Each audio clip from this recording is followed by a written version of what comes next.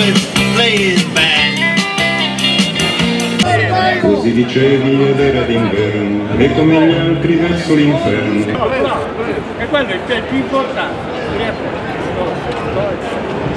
I baci, gli abbracci.